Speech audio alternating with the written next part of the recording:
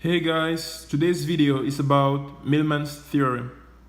In this video, we cover a little bit more about the theorem, the person who proved the theorem, and what type of circuits this theorem can be applied to.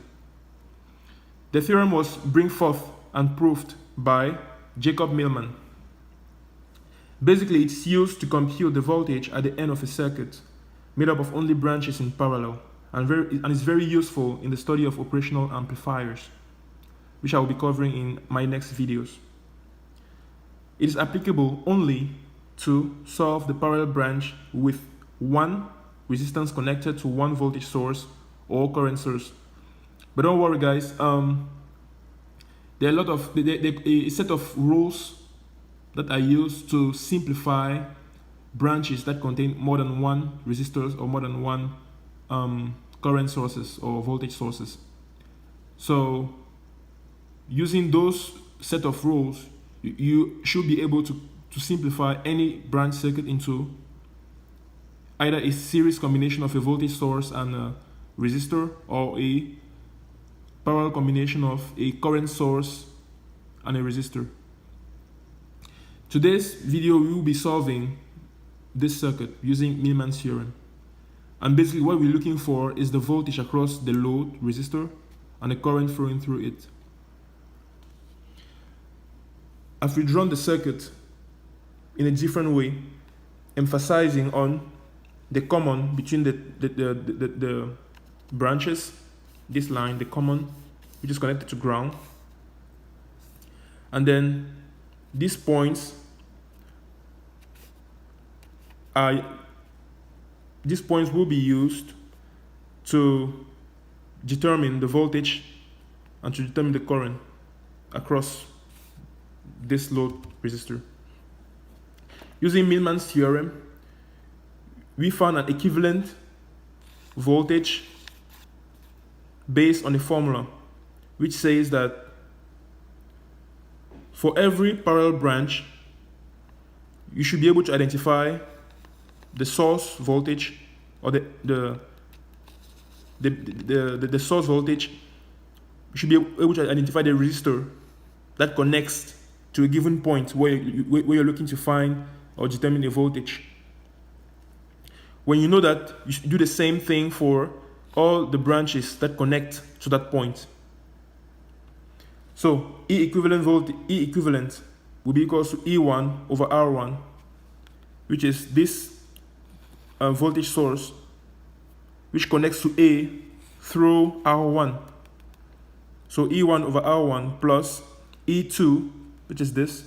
Notice this is a negative voltage. Why? Because this end, the resistor is connected to the negative end of this voltage source. So it is seeing this voltage source as a negative one, as a negative voltage. So you see this as negative 16 volts connected to R2, which is 4 ohms. And then you have 8 volts connected to R3. So you have E3 divided by R3. And you divide that by the sum of the reciprocal of each resistor, which is going to be 1 over R1 plus 1 over R2 plus 1 over R3. When you replace the values, you get E1 over R1 will be 10 over 5. E2 over R2 will be minus 16 over 4.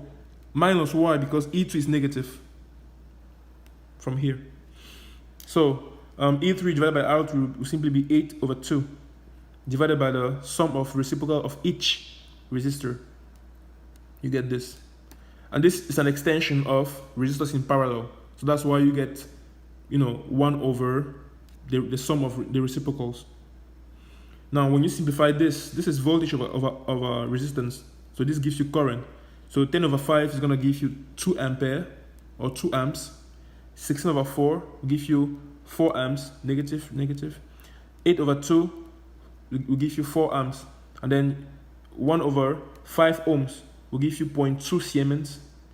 1 over 4 ohms will give you 0.25 Siemens. 1 over 2 ohms will give you 0.5 Siemens, or 0.5 per ohm. Then you divide this, you get your equivalent voltage as 2.11. What this means is that all of these parallel branches can be replaced with a single branch where the voltage is going to be 2.11. Now let's find the equivalent resistance that is going to be used to replace. That can be the equivalent of this, these three resistors, and that basically is going to be, finding the equivalent resistance from a parallel set of resistors. So you just apply the formula. So this, and you get 1.05 ohms. And remember, when you determine the equivalent resistance of a set of parallel resistors, that value is always going to be less than the smallest resistor in a parallel set. So in this case, the smallest resistor in this parallel set is 2. And we find that the equivalent resistance is 1.05, which is less than 2. It is very important, guys, when you're solving electrical circuits. The value should be consistent with the theory. This value should be less than 2. If it is more than 2, then it's probably a calculation error. Now, if we draw this circuit, right? If we redraw this circuit, replacing all this voltage, which is with an equivalent voltage source, and replacing all these resistors with an equivalent resistance across these 2 points, across this load resistor, what we get is E equivalent, right? Which is 2.11 volts, okay? And then we get RL, which is 3 volts. Now, don't forget what we're looking for, guys. We're looking for IL, okay? So, this is a simple, series circuit. We need to find IL. We have 2 resistors in series.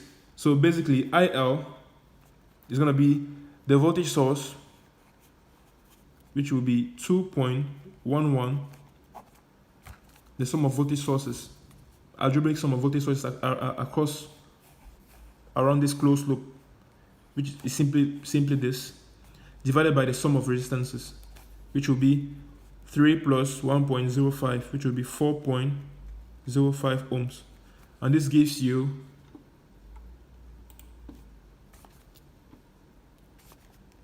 0.52 amps. Now we have the current. This is the same current flowing through R equal, and the same current flowing through the load resistor. Now we have the option to find VL. We can find it one of 2 ways. The first one is through a voltage divider, where basically you specify the voltage you want to, the resistor across which you want to determine the voltage, which in this case will be RL. So it's just RL over the sum of all resistances, in the loop, which gives you R equivalent plus RL. The sum of resistance, because this is, this is a series circuit. If you need to find RL, you just simply specify, the resistor across which you want to determine the voltage, and then you divide by the sum of resistors in this series circuit, and you multiply all of it by, the voltage source, R equivalent. This is going to give you 3 ohms, right, over 3 ohms plus 1.05 ohms, right, times 2.11 volts, and this should give you 1.56 volts. Or we can simply use Ohm's law, where we know VL is simply going to be the product of the current times the resistance, which is simply going to be IL, which is 0.52 amps times 3 ohms, and this gives you 1.56 volts. So guys, this is Millman's theorem applied to this circuit. I hope I helped clear any doubts about this theorem. Thank you.